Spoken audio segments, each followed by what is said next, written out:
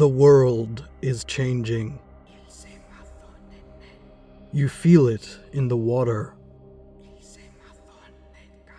You feel it in the earth.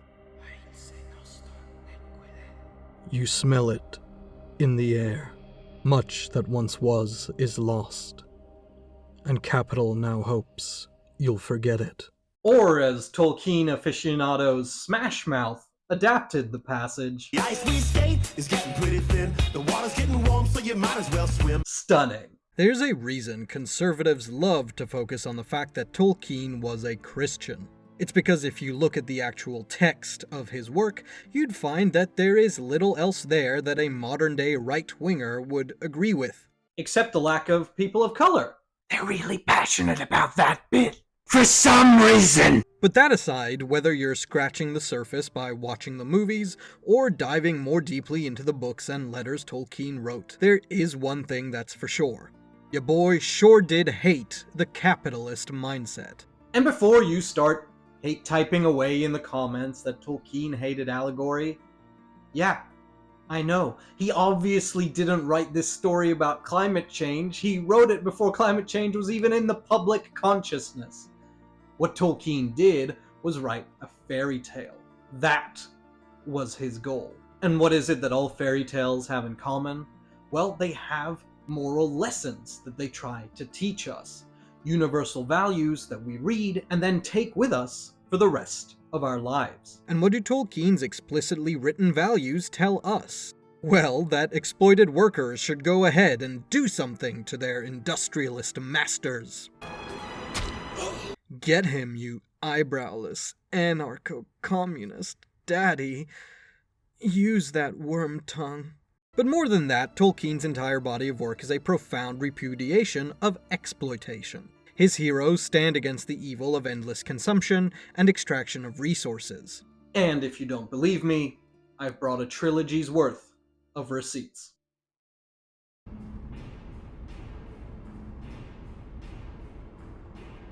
It is absolutely not left to subtext what Tolkien thinks of Saruman and his turn towards an industrial economy. The wizard coaxes the secrets of Fangorn Forest out of Treebeard, and then uses those secrets to better exploit that same forest when developing his Uruk-hai military-industrial complex. The river is dammed, the forest becomes fuel, and a grotesque army clad in heavy armor is spewed forth from pits in the ground. Ironically, Warner Brothers CEO David Zaslav was also spewed forth from a pit in the ground. But that wasn't a location, it was what they called his mom. It's even worse in the books, because when Saruman fails in Fangorn Forest, he runs off to the Shire and embraces that modern CEO mantra of failing up the corporate ladder. In the Shire, he does the same exact thing, despoiling the evergreen hills with the ashen churn of industry. And there again, it's up to the heroes to thwart him.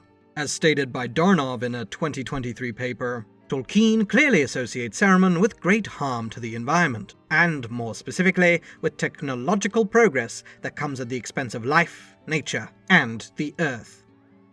And it's no surprise that Tolkien would have this revulsion at the industrial consumption of natural spaces. As a kid, he spent a lot of time with family in the village of Sarehole, just outside of Birmingham. For the Americans, that's Birmingham. But it's not Birmingham, Alabama, it's Birmingham, in England. Sarehole was an idyllic little town.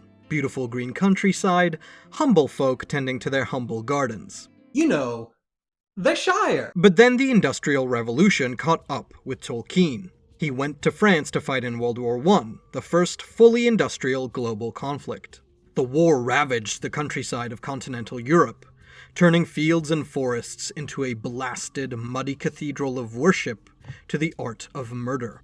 The earth rose up in the shelling, opening its maw to consume all the young soldiers sent to fight in that terrible war, including some of Tolkien's closest friends. When he returned home, Tolkien found Sarehole had been subsumed into the industrial sprawl of the city of Birmingham. Smoke filled the air and mills polluted the river. He had gone off to fight for his country, and returned to find that what he was fighting for had been consumed in the name of the same industry that had killed his friends. And so Saruman plays the part of an industrialist in The Lord of the Rings. The old world will burn in the fires of industry. He is interested in the magic and nature of Middle-earth, but only insofar as it can advance his goals. The living beings of Fangorn are useful only because they can fuel his war machine. They serve as resources Saruman consumes to create his army in his quest for dominion over all things. Of course, the parallels to our own modern world are evident here as well. Forests all around the world are being decimated, in large part to fuel an animal feed industry that we pour into livestock, which is then itself decimated in putrid mass-scale abattoirs, all in the name of maximizing consumption and profits. What is left behind are deserts where trees used to grow, graves where animals used to live, and a changing climate leaving the least fortunate among humanity to fend for themselves in an increasingly unstable world. But hey, at least our world governments are all working together to do something about that. What's that? They're fighting wars over oil and gas? They're doubling down on fossil fuels? This mass-scale industry creates Ouroboros-like self-consuming cycles all around us. With smaller and smaller forests, there's less carbon being naturally captured. With more and more livestock, there's more and more methane emissions into the atmosphere. With a warmer climate, more gases escape from areas of the world that were previously permanently frozen over. And the demand of capital for endless growth means that the cycles keep going. The wheels of industry keep spinning, and the forest of Fangorn keeps burning. Saruman and his ilk are all around us, and they've created climate tipping points all around the world. But that's not where they stop. People aren't just suffering from the consequences of an industrially created climate crisis. They are suffering because capital cannot stop growing. It can't stop making more profits year over year. Capital needs its fires to keep spreading, and when it's run out of everything else, it's humans who are the fuel.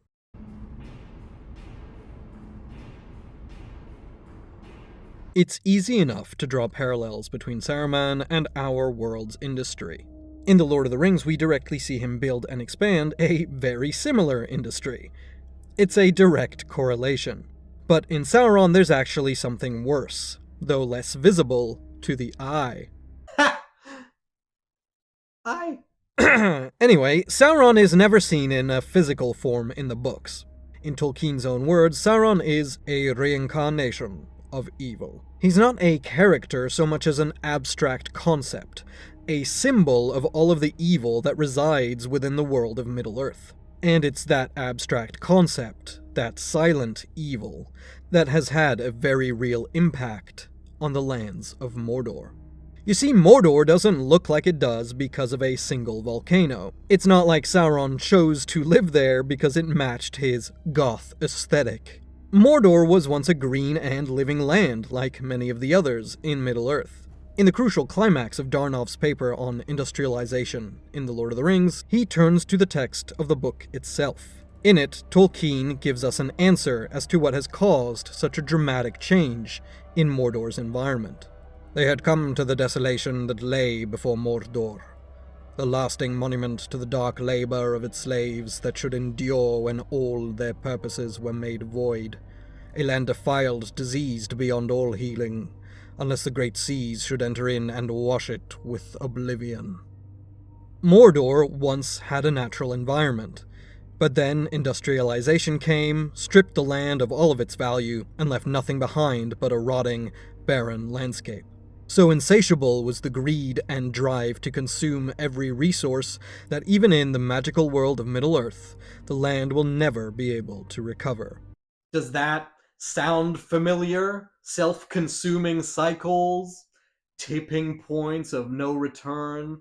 It's almost like Tolkien is repeating this idea through the book. It's like a recurring idea. You could almost call it like a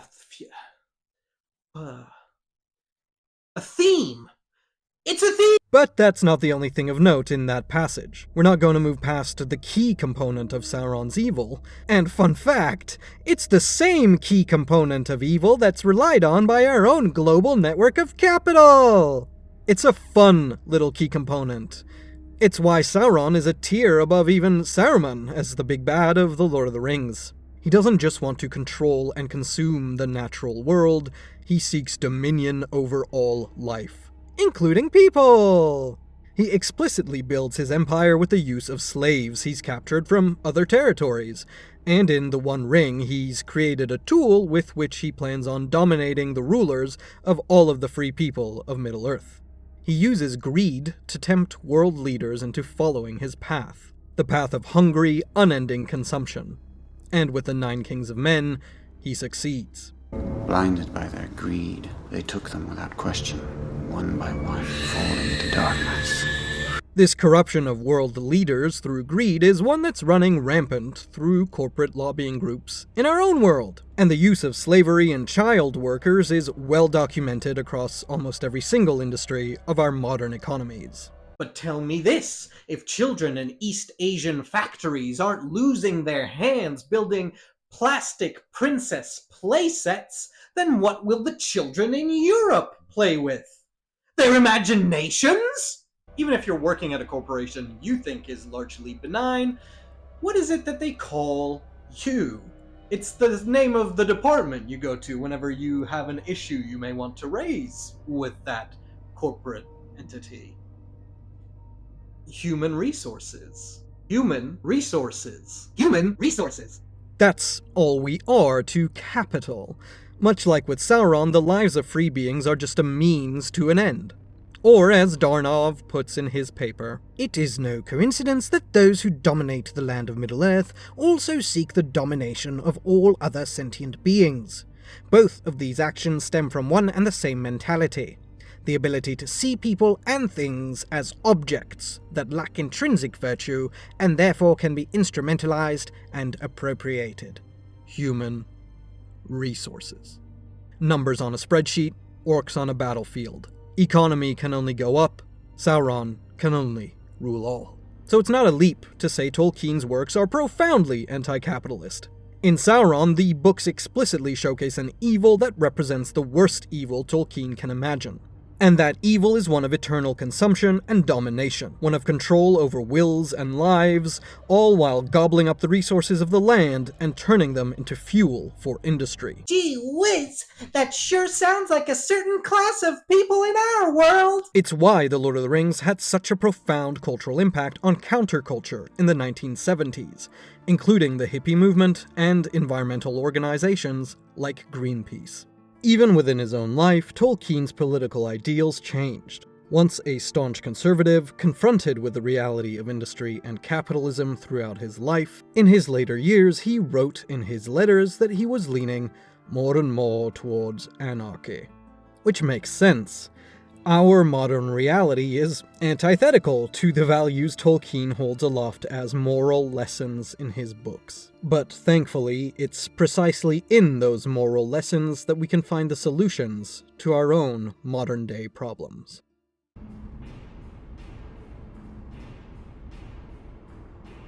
Within The Lord of the Rings, Tolkien shows us what we should truly value as a society. Through the hobbits, elves, and men like Aragorn, he shows us that harmonious living is not only desirable, but something that is so simple, it's within the reach of us all. It boils down to the fact that we don't need to destroy nature to live comfortably. Endless consumption isn't the answer, living in harmony with the natural world is.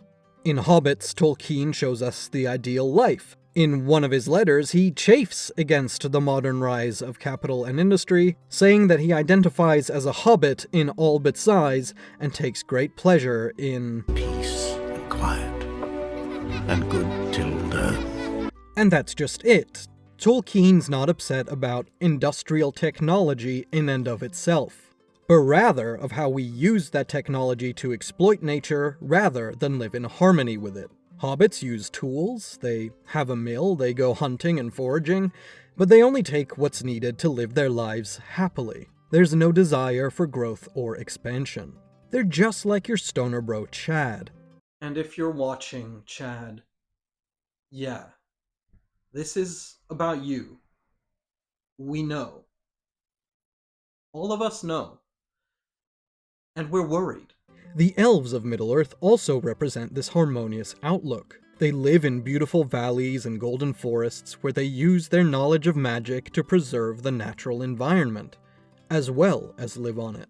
It's a science of harmony rather than exploitation.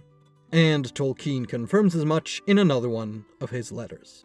The elves represent the artistic, aesthetic, and purely scientific aspects of the humane nature raised to a higher level than is actually seen in men. That is, they have a devoted love of the physical world and a desire to observe and understand it for its own sake, and not as material for use or as a power platform. For the elves, understanding is its own reward. They don't need to generate any profits from that knowledge.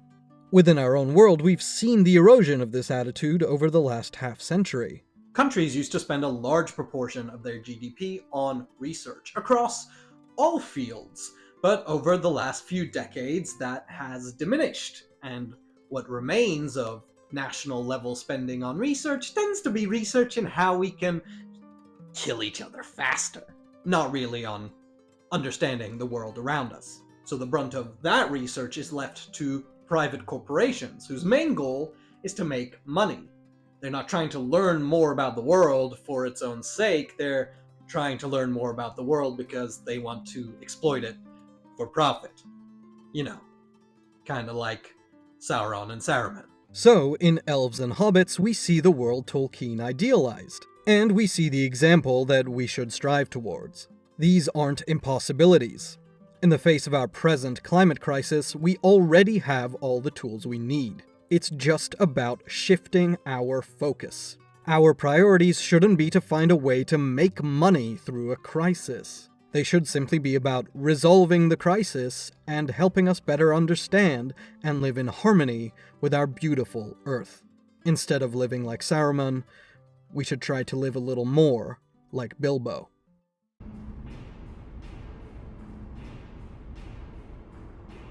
If there's a singular evil Tolkien showcases in his works, it's greed.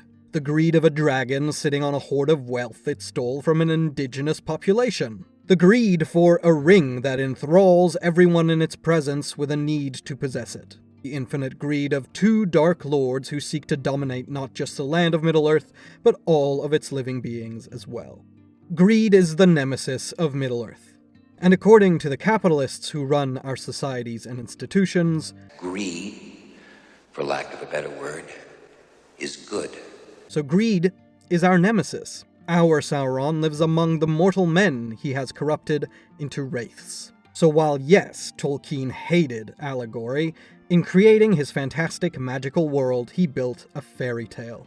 A fairy tale with a moral lesson that reaches out well beyond the time when it was written. Fairy tales like his inspire our imagination. They inspire us into action, and they inspire us to keep fighting. There's some good in this world, Mr. Frodo, and it's worth fighting for. And through The Lord of the Rings, Tolkien reaches out through time with a message for us in the here and now. Because the hero in his story isn't a singular, talented individual, not some superhero on a hill destined to save us all. His story has heroes across all of Middle-earth. Sauron could not have been defeated if not for disparate nations and groups and individuals all working together for a common cause, to end the rise of evil, to put an end to the all-consuming greed spreading like a cancer all over their world. And it's that example we can take into our lives. Even the smallest person can change the course of the future.